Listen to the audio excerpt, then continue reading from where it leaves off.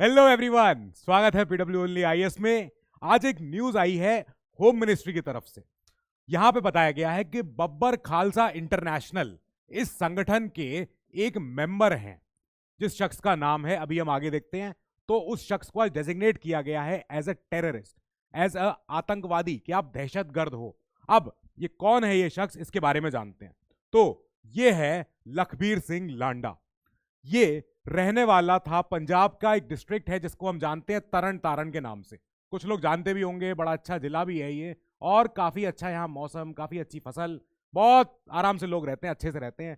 पर अब इसके बाद से शिफ्ट कर गया है और अब ये रहता है कनाडा के एल्बर्टा में। तो एल्बर्टा में रह के, एल्बर्टा में एक जगह है एडमंटन, वहां पे अभी ये निवास कर रहे हैं और वहां से ऑपरेट कर रहा है एज ए टेररिस्ट। संगठन का नाम है बब्बर खालसा इंटरनेशनल। अब क्या हुआ है कि होम मिनिस्ट्री ने एक गैजेट निकाला। गैजेट में बताया कि ये जो पर्सन है ये सारी एक्टिविटीज में लिप्त है। कैसी कैसी एक्टिविटीज? चाहे आईडी ले लो, आरपीजी ले लो, guns, drugs, smuggling, killing, extortion, हर चीज में ये शख्स लिप्त है। आईडी माने improvise explosive devices. Mohali Punjab में पंजाब की स्टेट इंटेलिजेंस का जो डिपार्टमेंट है वहां पे इसने अटैक करवाया आरपीजी के द्वारा। फिर एक पंजाब के इंस्पेक्टर पे अटैक करवाया, उनकी गाड़ी में आईईडी प्लांट करा दिया। अब ये सारी एक्टिविटी पता चलने के बाद और बब्बर खालसा के साथ इनका एसोसिएशन के बाद ये पता चला कि हाँ, ये जिन एक्टिविटीज में लिप्त है वो सारी की सारी टेररिज्म के अंडर आती है। और भारत सरकार ने या होम मिनिस्ट्री ने अनलॉफुल एक्टिविटीज प्रिवेंशन एक्ट के सेक्शन 35 के तहत इसको डेजिग्नेट किया एज ए टेररिस्ट। अब इस सेक्शन 35 हमारे लिए इंपॉर्टेंट बनता है, तो एक बार इसको देखते हैं कि इसमें क्या हो सकता है। इसमें तो यहां पे जब हम सेक्शन 35 पे जाते हैं, ये बताता है कि हम कैसे, यानी कि केंद्र सरकार कैसे किसी ऑर्गेनाइजेशन को या किसी संस्था को या किसी एक पर्सन को भी चाहे तो उसको डीम कर सकती है कि आप एक आतंकवादी हो। किन गतिविधियों की वजह से? गतिविधि है जैसे कमिट्स और participates in acts of terrorism, यानी कि अगर आप कोई काम करते हो या किसी में हिस्सेदारी लेते हो जो आतंकवाद का हिस्सा है, या फिर आप प्रिपेयर करते हो फॉर टेररिज्म, या फिर आप प्रमोट करते हो, एनकरेज करते हो टेररिज्म की भावनाएं, या फिर आप अगर किसी और तरीके से लिप्त पाए जाते हो टेररिज्म में, चाहे फाइनेंशियली चाहे किसी और तरीके से भी। तो ये सारे पॉइंटर्स हैं जिनकी जिनकी बदौलत केंद्र सरकार किसी भी संगठन को, किसी भी संस्था को डेजिग्नेट कर सकती है एज टेररिस्ट। ठीक है, ये हो सकता है। तो इसके तहत हमें डेजिग्नेशन मिला। अब हमें यह देखना है कि क्या इसकी वजह से और भी कोई लोग हैं, किसी और का भी नाम आया है, लिस्ट कैसी है वो देखते हैं।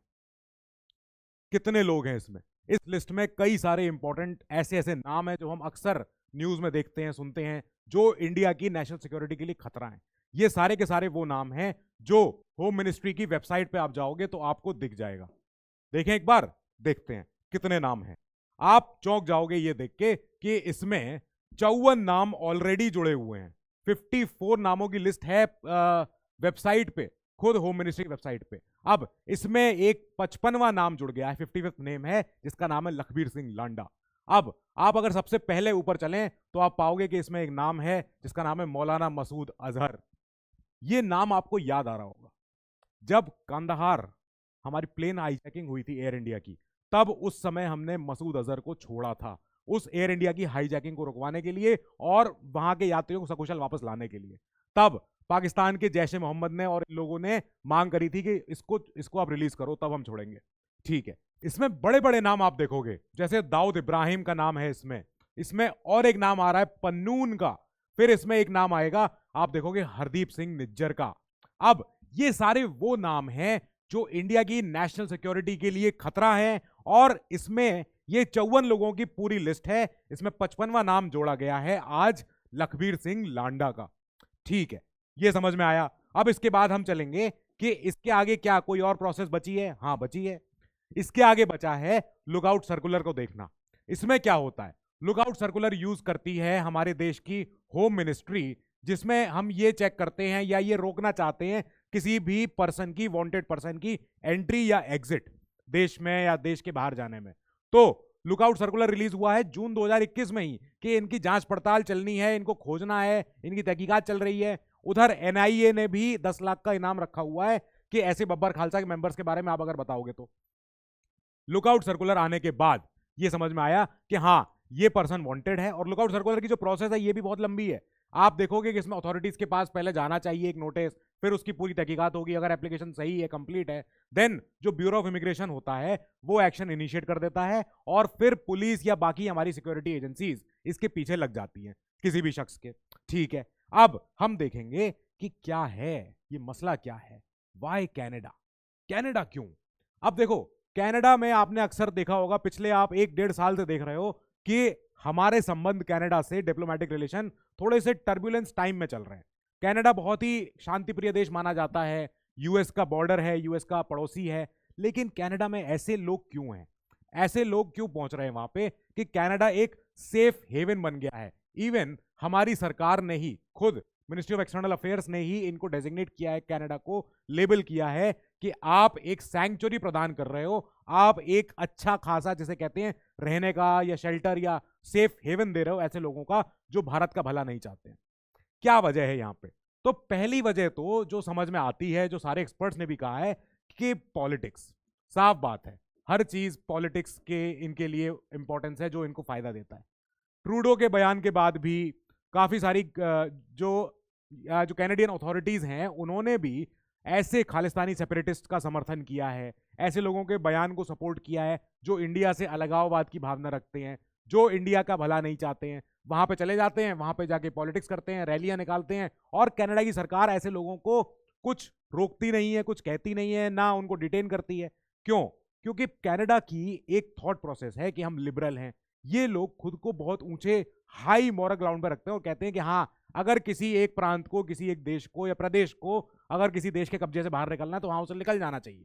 ये वो लोग हैं, ये कहते हैं कि पंजाब या पंजाबी जो लोग हैं वो अगर इंडिया से आजादी मांग रहे हैं तो बुराई क्या है इसमें, ऐसी बात करते हैं। अब जो पंजाब है, जो खालिस्तान का जो एरिया ये लोग क्लेम करते हैं, ये आधा इंडिया का है, आधा पाकिस्तान का भी। तो ये कहते हैं हाँ ठीक है, अगर खालिस्तान को बनना है तो बन जाए, ये ऐसी बातें कर रहे हैं।